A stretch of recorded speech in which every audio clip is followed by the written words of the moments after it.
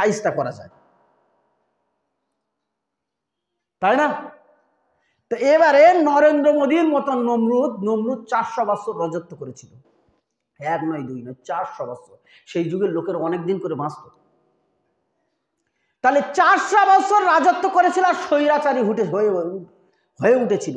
যে লোক বেশি দিন শাসনগিরি করে তার মধ্যে নিষ্ঠতা নষ্ট হয়ে যায়, স্বৈরাচারী মনোভাব চলে আসে। তো এবারে কার কাছে নিয়ে গেল?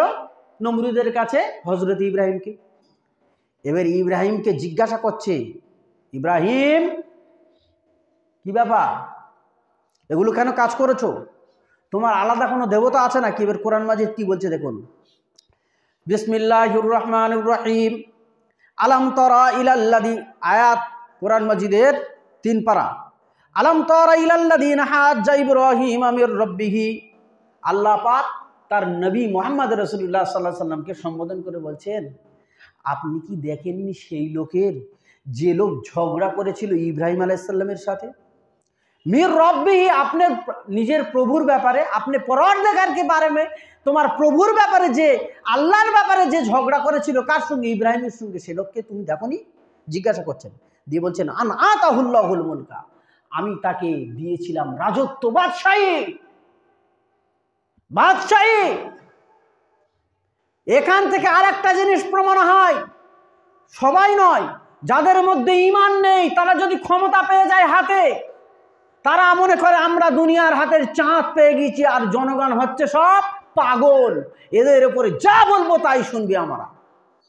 আমি সেই জন্য বলি না, আপনার দেশের মানুষ যদি, গ্রামের মানুষ যদি সোজা হয়ে যায়, নেতারাও সোজা হয়ে যাবে। কেন? আপনার নেতা খারাপ কাজ করছে, আপনি সেই নেতাকে কেন ভোট দিচ্ছেন? আপনার দেশের রাজা আপনার বিরুদ্ধে কাজ করছে, আপনার জাতির বিরুদ্ধে, আপনার হাদিসের বিরুদ্ধে, আপনার কোরআনের বিরুদ্ধে, কেন সেই নেতাকে ভোট দিচ্ছেন? কেন? আপনি আল্লাহর থেকেও আপনি দলটাকে বেশি ভালোবাসেন নাকি? উত্তর দেন।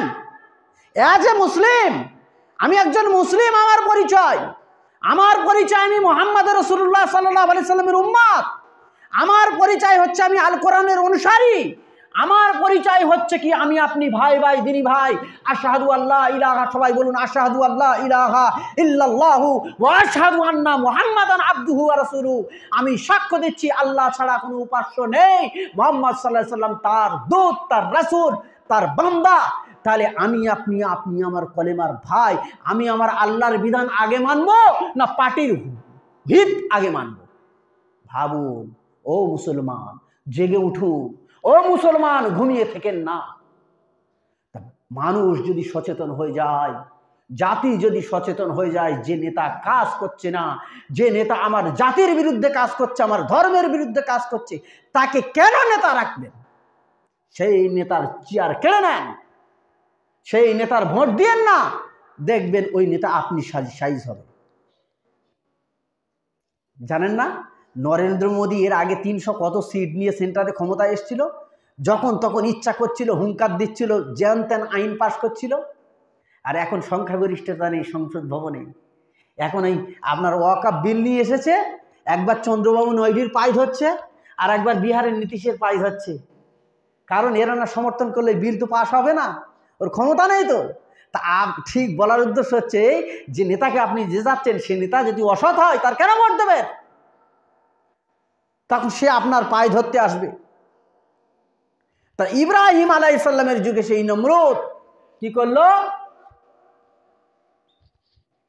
যখন দেশে দেখছে ইব্রাহিম আলাইহিস সালাম সমস্ত দেশের লোক সব ঠাকুর পুজো করে, এখন জনগণকে খুশি করতে হবে। জনগণকে খুশি করতে হলে কি হবে? ইব্রাহিমকে শাস্তি দিতে হবে। তো ইব্রাহিমকে শাস্তি দিতে গেলে তো একটা অপরাধ আছে, আর কিছু তার ত্রুটি বার করতে হবে। তা বার করার জন্য এবার কি বলছে? ইব্রাহিম আলাইহিস সালামের ঝগড়া করছে কোরআন বলছে কি, আল্লাযী ইউহয়ী ওয়া ইউমীতু। ইব্রাহিম আলাইহিস সালামের সঙ্গে যখন তর্ক বিতর্ক করছে কে? নমরুদ। বলছে ইব্রাহিম আলাইহিস সালাম তখন বলছেন, আচ্ছা ইউহয়ী ওয়া ইউমীতু, আমার রব হচ্ছে সেই যিনি জীবিতকে মৃত্যু দান করেন এবং মৃত্যুকে জীবিত দেন। তখন নমরুদ দেখলো, বাহ, ভালো কথা তো। বলে আমিও তো জীবিত করতে পারি, আমিও তো মৃত্যুদান করতে পারি।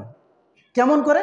কারাগার থেকে দুটো লোক তুলে নিয়ে আসলো, আসামি প্রাপ্ত, মানে দণ্ডপ্রাপ্ত আসামি। একজনকে এনে কতল করে দিল, গর্দান উড়িয়ে দিল। আর একজনকে কি করলো, ছেড়ে দিল। আর একজনকে ছেড়ে দিল, দিয়ে বললো দেখো এই আমি জীবন দান করতে পারি, আমি আর মৃত্যু দান করতে পারি। কত বড় আহমদ, বুঝতে পারছেন? দুজন ফাঁসির আসামি, একজনকে ছেড়ে দিল আর একজনকে গলা কেটে দিল, মেরে ফেলে দিল, দিয়ে বললো আমি জীবিত দান করতে পারি, আমি মৃত্যু দান করতে পারি। তার মানে কি? আমি রব। তখন ইব্রাহিম আলাইহিস সালাম দেখলো এ তো আচ্ছা আহমক, হ্যাঁ, একে কি করে বোঝানো যায়? তখন ইব্রাহিম আলাইহিস সালাম, কোরআন কি বলছে দেখুন, قال إبراهيم فإن الله يأتي بالشمس من المشرق। قال إبراهيم, कहा इब्राहिम अलैहिस्सलाम ने, فإن الله يأتي بالشمس, নিশ্চয়ই আমার আল্লাহ কি করেন, তিনি সূর্যকে মিনাল মাশরিক, পূর্ব দিক দিয়ে উদিত করেন। আমার আল্লাহ যিনি আমার রব, তিনি পূর্ব দিক দিয়ে সূর্য ওঠান, উদিত করেন করে কোন দিকে নিয়ে যায়? পশ্চিম দিকে। তা তুমি যদি আল্লাহ হও, তুমি যদি মৃত্যু থেকে জীবন দান করতে পারো, তুমি এ কাজটা করো তো। হ্যাঁ, ফাতি বিহা মিনাল মাগরিব, তুমি আল্লাহ পূর্ব দিক দিয়ে সূর্য উদয় করছে, তুমি ওইটা পশ্চিম দিক দিয়ে উদয় করে দেখে দাও ওদের দেনি। তখন তো আর হতবুদ্ধি হয়ে গিয়েছে। ফাবুহিতা, কোরআন বলছে কি, ফাবুহিত আল্লাযী কাফার, তখন ওই কাফের নমরুদ কি করলো, হতবুদ্ধি হয়ে গেল, আর উত্তর দিতে পারছে না যে কি এটা কি সম্ভব যে সূর্য পূর্ব দিক দিয়ে উদয় হচ্ছে, ওটা পশ্চিম দিক দিয়ে নিয়ে আসার। তা ইব্রাহিম আলাইহিস সালাম বললো আল্লাহ তো পূর্ব দিক দিয়ে প্রত্যেকদিন সূর্য ওঠায়, তুমি একদিন পশ্চিম দিক দিয়ে ওঠাও। আর উত্তর দিতে পারে না। তখন এবারে কি করে, আল্লাহ পাক বলছেন ফাবুহিস আল্লাযী কাফার, সে হতবুদ্ধি হয়ে পড়লো। আল্লাহু লা ইয়াহদি কওমাজ জালিমিন, আর আল্লাহ পাক জালেম কওমদের হেদায়েত দেন না, অত্যাচারী কওমদের হেদায়েত দেন না। একটা মানুষ, আমি আবুল হোসেন, আপনাদের দিয়ে বলবো না, আমি ধরুন অত্যাচারী, সাপোজ আপনাদের দিয়ে বললে আপনাদের রাগ হতে পারে, বুঝতে পারছি আপনাদের কিছু কিছু লোকের রাগ হচ্ছে। ধরুন আমি অত্যাচারী, আমি গান নিয়ে মেতে পড়ি, সবসময় খারাপ কাজ করি। আপনি আমার কোরআনের কথা শোনাচ্ছেন, হাদিসের কথা শোনাচ্ছেন, আমি বলছি হ্যাঁ এটা ঠিক, কথাগুলো মানতে পারছি না, আমরা ভুলের মধ্যে আছি। তা আল্লাহ দোয়া করেন মাওলানা সাহেব যেন আমরা আল্লাহ যেন আমাদের সঠিক রাস্তা দেখান, আর যা করেছি তওবা করছি, আস্তাগফিরুল্লাহ পড়ছি, আর জীবনে ওই পথে পা বাড়াবো না, তাহলে আল্লাহ পাক আমার হেদায়েত দিতে পারেন, আমি অত্যাচারী নয়। আর আমি যদি বলি আয় মাওলানা সাহেব তোমার বক্তব্য দিয়েছো সব রাখো তো, তোমার বক্তব্য বন্ধ করো, ও বক্তব্য গাংনিয়ায় চলবে না, নাউজুবিল্লাহ মিন যালিক, ওসব কথা চলবে না, ওসব কথা মানি না, আপনি তখন অত্যাচারী। কোরআন বলছে কি, আল্লাহু লা ইয়াহদিল কওমাজ জালিমিন, নিশ্চয়ই আল্লাহ পাক আপনার হেদায়েত দেবেন না। আর ঠিক নমরুদ এই গোছের লোক ছিল। নমরুদ শেষ পর্যন্ত হেদায়েত পায়নি। অনেক ঐতিহাসিকদের মত এ ব্যাপারে আমি আমার গবেষণায় কোরআন এবং হাদিস গবেষণা করে এরকম কোনো দলিল পাইনি। তবে কিছু ইতিহাসের কিতাবে পড়েছি যে শেষ পর্যন্ত নমরুদের নাকে মশা ঢুকে গিয়েছিল, আর মশা গিয়ে মস্তিষ্ককে কটাস করে কাটতো, আর কাটার কারণে একজন লোক রেখে দিয়েছিল, মাথায় যন্ত্রণা হতো, যেমন মাথায় টিউমার হলে মাথায় যন্ত্রণা হয় না, দেখবেন যাদের ব্রেন টিউমার হয় না, চুল ধরে ধরে ছিঁড়ে, তা ওই ব্রেন টিউমারের মতন গিয়ে ব্রেনে গিয়ে কটকট করে কামড়াতো। মশা এমনি উপরে কামড়ালে কীরকম যন্ত্রণা হয়, জ্বালা করে না? তা তখন একজন লোক রেখে দিয়েছিল যে এই জুতো নিয়ে আমার মাথায় মারবি, জুতো নিয়ে আমার মাথায় মারবি, যখন জুতোর বাড়ি খাবে ভেতরে আর কম্পন হবে, কম্পন হলে কি হবে, মশা চুপচাপ মেরে যাবে। তা মশা গিয়ে কামড়াতো, আর ওই লোক রেখে দিয়েছিল মাইনে দিয়ে জুতো মারার জন্য মাথায়, আর ওই জুতো খেয়ে শেষে কবরে ঢুকেছে। তা শুনে নেন, এই যুগের যারা কোরআনের বিরুদ্ধচারণ করছেন, হারাম কাজ করছেন, যারা আলেমুলামাদের তো কথা নয়, আলেমুলামারা আল্লাহর কথা পেশ করছেন আপনাদের কাছে, হাদিসের কথা পেশ করছেন, বলছেন এসব কড়া কথা, এসব চলবে না, এসব মানা যাবে না, এসব বন্ধ করো। তারা ওই নমরুদের মতো জুতো খেয়ে মরতে হবে, দেখবেন ওদের মরণ হবে নিকৃষ্ট। আরে কোরআন তো এমন কিছু নেই পৃথিবীর বুকে কোরআনের মধ্যে আলোচনা করা হয়নি। এই এই কথাগুলো, এই ঘটনাগুলো, ইব্রাহিমের নমরুদের ঘটনাগুলো, এই কাফেরদের ঘটনাগুলো আল্লাহ পাক কোরআনে কেন আলোচনা করেছেন? যাতে এই ঘটনা থেকে আমরা শিক্ষা নিতে পারি। তা আমরা যদি বুদ্ধিমান হই, আমরা যদি জ্ঞানী লোক হই, তাহলে আমরা এ থেকে শিক্ষা গ্রহণ করব। আর যদি জ্ঞানী না হই, যদি বলি আবু জাহেলের মতন চলবো, তা আপনি চলেন। আমার কথাগুলো খুব কড়া লাগছে, কিন্তু একটা উদাহরণ দিই।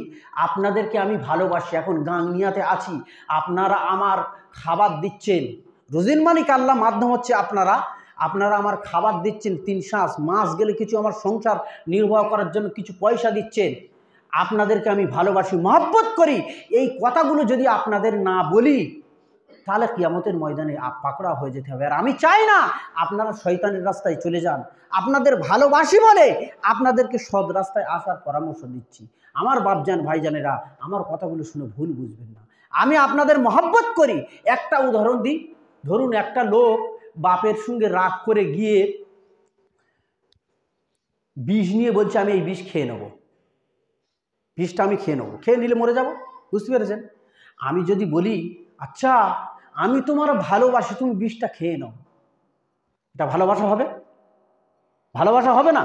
তুমি বিষ খাও। কিংবা কেউ ধরুন 5 তলার ছাদ থেকে ঝাঁপ দিতে যাচ্ছে, আমি গিয়ে বলছি, ধরুন আব্দুল সত্তার ঝাঁপ দিচ্ছে, আমি আব্দুল সত্তারকে গিয়ে বলছি আব্দুল সত্তার তুমি 5 তলাতে ঝাঁপ দিয়ে পড়ো, আমি তোমার খুব ভালোবাসি, এটা ভালোবাসা হবে? জানতে হবে শত্রু। আর ওই বিষ খেতে বলছে আমি তোমাকে ভালোবাসি, বিষ খেয়ে নাও, ভালোবাসি না, শত্রু। ভালোবাসা কার হবে? আমি বিষ খেতে যাচ্ছি, আমার দুগালে দুটো চড় মেরে হাত থেকে বিষের বোতলটা কেড়ে নেওয়া। কারণ আপনারা আমাকে ভালোবাসেন বলে আমার হাত থেকে বিষের বোতলটা কেড়ে নিয়েছেন আমার জীবন বাঁচানোর জন্য। আপনি ছাদ থেকে ঝাঁপ দিতে যাচ্ছেন, আপনাকে দুগালে দুটো চড় মেরে সেখান থেকে নামিয়ে নিয়ে আসছে, আপনাকে ভালোবাসি বলে আপনার নামিয়ে নিয়ে আসছি। এই চটটা হয়তো আপনার আঘাত লাগছে, আপনার কষ্ট লাগছে, কিন্তু আপনার জীবনটা বাঁচিয়ে দেবে, আপনি সুখে হবেন। তা ঠিক ওই রকম আজকের আপনারা অপকর্ম করছেন, খারাপ কথা বলছেন, হ্যাঁ অন্যায় হচ্ছে সমাজে, আলেম ওলামারা বলছে আপনাদের ভালোবাসে বলে চড় মারার মতন, ভালোবাসেন বলে বলছে যাতে আপনারা জাহান্নামের আগুন থেকে বেঁচে যান। আমার বাপজান ভাইজানারা, বুঝতে পেরেছেন? এই কথাটা একটু বোঝার চেষ্টা করবেন। আর বিশেষ করে মানুষ যখন না নিদ্রা যায়, সেই সময় মানুষের বিবেক জাগ্রত হয়ে যায়। আপনি যখন বিছানায় শোবেন, একটু ভাববেন যে আমি কতটুকু খারাপ কাজ করলাম আর কতটুকু ভালো কাজ করলাম, একটু ভাববেন। আমি আপনাদের সন্তানের মতন, আমি আপনাদের ছোট ভাইয়ের মতন। আমার ভুল হলে বলেন বাবা কি বাছা কি ভাই এইটা ভুল হয়েছে, এটা করুন। এটাই হচ্ছে মুমিনের সিফাত। আল্লাহ পাক আমাদের বোঝার তৌফিক দিন। সবাই বলুন আমিন। ইয়া রাব্বাল আলামিন, তুমি আমাদের সমস্ত শয়তানি অপকর্ম থেকে বাঁচার তৌফিক দাও। সবাই বলুন আমিন। ইয়া রাব্বাল আলামিন, যত ধরনের গান বাজনা অবসংস্কৃতি আছে সব থেকে বেঁচে ন্যায়নিষ্ঠ একনিষ্ঠ মুসলিম, পূর্ণাঙ্গ মুসলিম হিসেবে আমাদের মৃত্যু দিও। সবাই বলুন আমিন। ইয়া রাব্বাল আলামিন, আমাদেরকে জান্নাতুল ফিরদাউস নসিব করো। সবাই বলুন আমিন। আর এক বাপজান আমার কাছে বলেছিলেন যে ওনার স্ত্রী অসুস্থ, আমি নামটা জানি না সেই জন্য নামটা বলতে পারছি না, ওনার স্ত্রী অসুস্থ, আপনাদের সকলের কাছে দোয়া চেয়েছেন, তার জন্য দোয়া করবেন। সবাই বলুন লা বাসা তুহুরুন আজহিবিল বাসা রব্বিন নাসা ইশফি আনতা শাফি লা শিফাউ ইল্লা শিফাউকা শিফা আল্লাহ ইউগাদির সাকামা। আল্লাহ আমাদের সকলকে সুস্থতা দান করুন আমিন। ফাউযুবিল্লাহি মিনাশ শাইতানির রাজিম। বিসমিল্লাহির রাহমানির রাহিম। ইয়া আইয়ুহাল্লাযীনা আমানু সাল্লু আলাইহি ওয়া সাল্লু তাসলিমা। আল্লাহুম্মা সাল্লি আলা মুহাম্মাদ ওয়া আলা আলি মুহাম্মাদ কামা সাল্লাইতা আলা ইব্রাহিম ওয়া আলা আলি ইব্রাহিম ইন্নাকা হামিদুম মাজিদ। আল্লাহুম্মা বারিক আলা মুহাম্মাদ ওয়া আলা আলি মুহাম্মাদ কামা বারাকতা আলা ইব্রাহিম ওয়া আলা আলি ইব্রাহিম ইন্নাকা হামিদুম মাজিদ। ইন্নাল্লাহা ইয়া'মুরুকুম বিল আদলি ওয়াল ইহসান ওয়া ইতাইযিল কুরবা ওয়া ইয়ানহা আনিল ফাহশাই ওয়াল মুনকার ওয়াল বাগyi ইয়া'iযুকুম লাআল্লাকুম তাযাক্কারুন। উযকুরুল্লাহ